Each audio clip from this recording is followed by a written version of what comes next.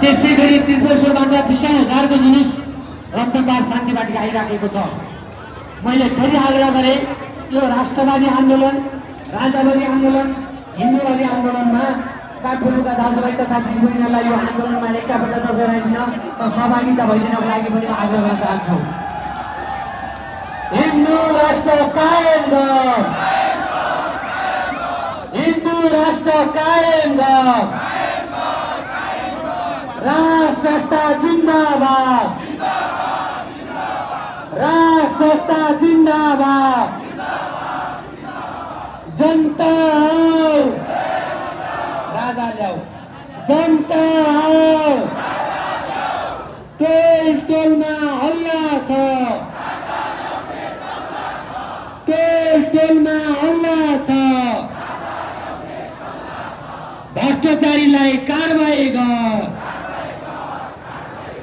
भ्रष्टाचारीलाई कारबाही गर, संघीयता खारेज गर,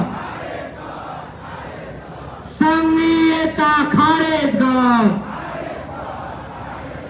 सहकारी समस्या समाधान गर, सहकारी समस्या समाधान गर, आस्थाका बन्दीहरू रिहाई गर, आस्थाका बन्दीहरू रिहाई गर। सहभागी राष्ट्रवादी दाजुभाइ तथा दिदीबहिनीहरू आज काठमाडौँको 50औं ठाउँबाट जुलुस निस्केर मैती देवीबाट 20,000 सिफलबाट सुरु गरेको हाम्रो यो 20,000 को जुलुस, नक्साल नारायण चौरबाट सुरु भएको 20,000 को जुलुस, त्यस्तै गरी नक्साल नारायण चौरबाट भएको जुलुस, त्यस्तै गरी नयाँ बजारबाट सुरु भएको जुलुस, त्रिपुरेश्वरबाट सुरु भएको 20,000 को जुलुस, लाखौं जनता अहिले रत्नपाल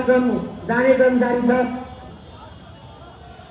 रुट यताबाट हो, साथीहरू उताबाट जानुभयो, रुट हामीले यताबाट व्यवस्थापन गरेका छौँ।